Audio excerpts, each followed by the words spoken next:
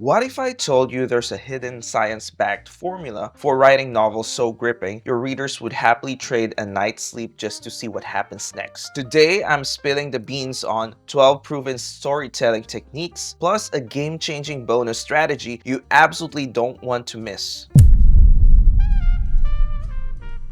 If you're writing a novel these days, you're competing with an infinite scroll of cat videos, viral dance challenges, and snackable content that can distract even the most dedicated reader. You might spend months or years pouring your heart into a story only to find readers dropping off halfway through chapter 2. But here's the good news. There's actually scientific and psychological research about what makes certain stories unforgettable. Best-selling authors leverage these insights, many without even realizing it. And now you can do the same.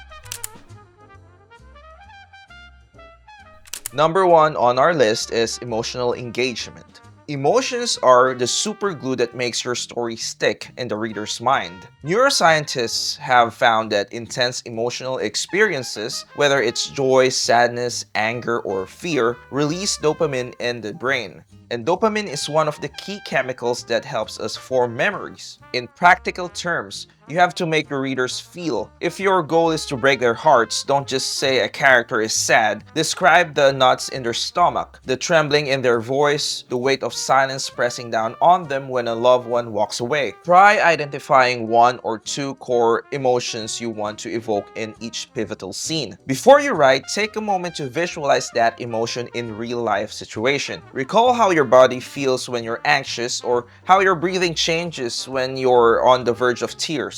Then, translate those sensations onto the page through specific, vivid detail. If you stay connected to your own emotional memory while writing, your readers will pick up on that authenticity.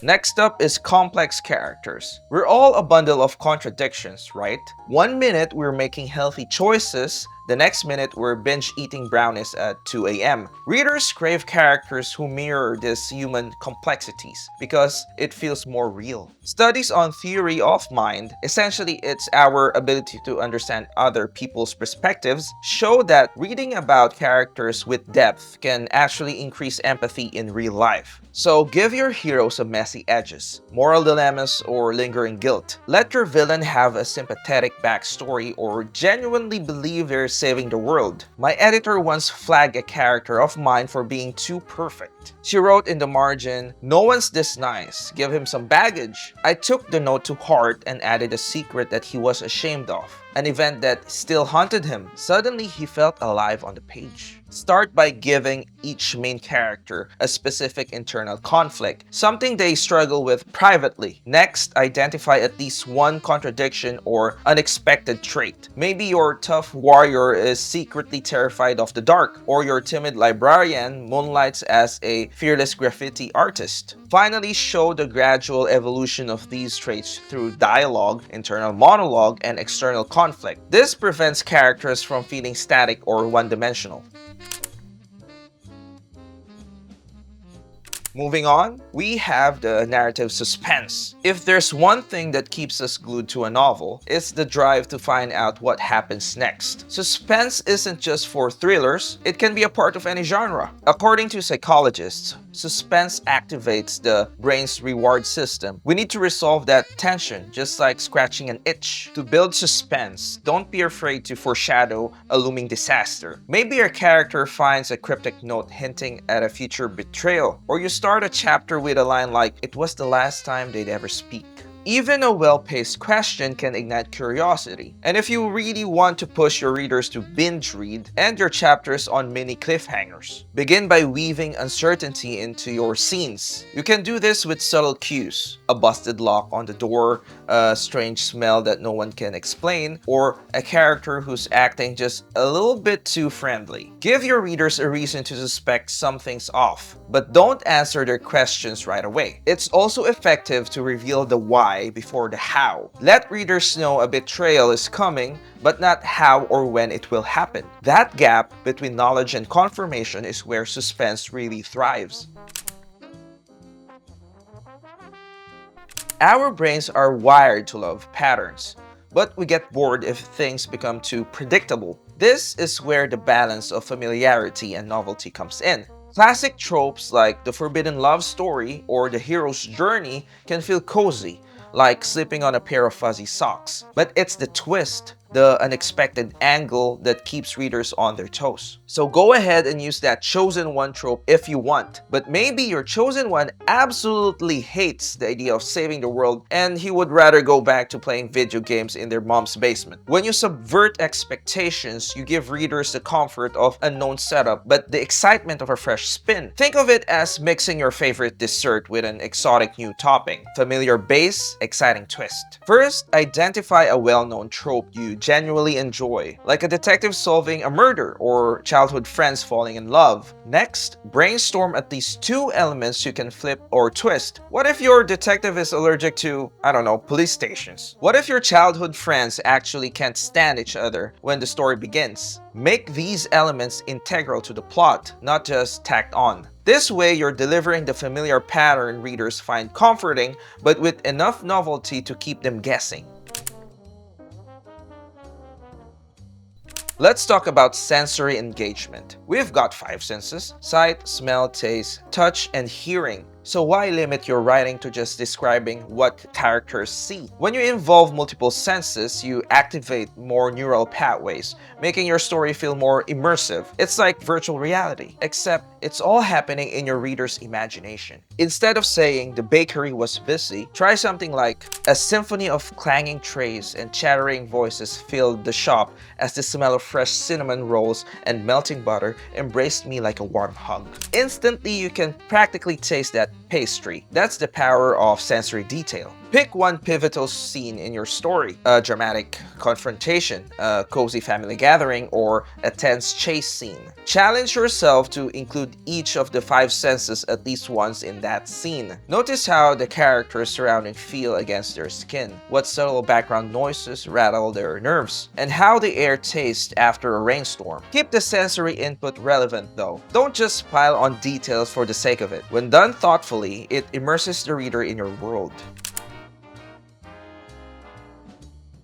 We've all heard the saying, don't judge a book by its cover. But let's be honest, most of us judge a book by the first page, if not the first paragraph. A strong opening hooks your reader before they have a chance to get bored. Consider kicking off your story in the midst of the action. The sirens wailed, but she kept running toward the burning building. Or spark intrigue with a bold statement. I always knew my best friend would ruin my life someday, but I never expected it to happen before breakfast. Curiosity is a powerful motivator. Grab your readers by the collar in that first sentence and don't let go. Before writing your first chapter, try drafting 3 different opening paragraphs, each with a different approach. One might start in the heat of conflict, another with a curious or shocking statement, and the last with a quiet but emotionally charged moment. Then, read them aloud or share them with a trusted friend or a fellow writer. Which one instantly makes you lean forward? That's likely your winner. Then revise the opening sentence until it brims with tension or intrigue. Now, about pacing and story arcs. A perfectly paced story is like a roller coaster. Exciting peaks followed by dips that let you catch your breath. Then more peaks. If you keep everything high octane, readers might experience adrenaline fatigue. If you're too slow, they might nod off. One way to keep things balanced is with the classic 3-act structure: the setup, the confrontation, and resolution. But within each act, think about giving your characters mini arcs or smaller conflicts that build toward the main event. That way, your story never feels like it's just killing time until the next big climax. Try creating a simple roadmap of your story before you dive into drafting. Write down your inciting incident, the midpoint where a major plot twist or escalation happens, and then finally the climax. Then sketch out 2 or 3 smaller moments of conflict between these milestones. This helps you see where the story intensifies and where it relaxes. Check that each section ends with a mini payoff or a lead-in that fuels momentum to the next sequence. Another crucial element is empathy. If readers don't care about your characters, no amount of plot twists can save you. Let your readers into your characters' heads. Show their insecurities, their hopes, their weird little quirks. Maybe your protagonist always gets hiccups when they're lying, or your villain fosters abandoned puppies in their spare time. We're all carrying invisible baggage. If your characters reflect this universal truth, maybe they're struggling financially, battling mental health issues, or craving approval from a distant parent, readers will latch onto them emotionally. When readers empathize, they feel the highs and lows right along with your characters. Pinpoint each character's core desire and core fear. Ask yourself, what keeps them awake at night? And what do they secretly want more than anything? Weave these into small telling moments, like a casual conversation where the protagonist hesitates to admit a dream, or a moment of self-doubt in the villain's internal monologue. Even a minor scene where a character faces an everyday frustration, like losing their keys, can show vulnerability. These glimpses of humanity create emotional hooks. Humans are inherently curious. We see a locked door and we just have to know what's behind it. This is why mystery and curiosity work wonders for reader engagement. When you pose a burning question early on, like who killed the heir to the throne or why did the sun vanish at noon, you're tapping into that primal need for answers. And don't make it too easy. Offer clues and red herrings. Let your readers become mini detectives. Whether you write cozy mysteries, sprawling sci-fi epics, or heartfelt dramas, that little thread of mystery can keep your readers turning pages with a just one more chapter mentality. Identify the main question that will drive your story. Once you have it, sprinkle some clues or anomalies in the narrative, just enough to fuel speculation. Withhold key information or have characters contradict each other, creating multiple perspectives on what might be the truth. Space these revelations or red herrings evenly throughout your plot, so readers are continually propelled forward.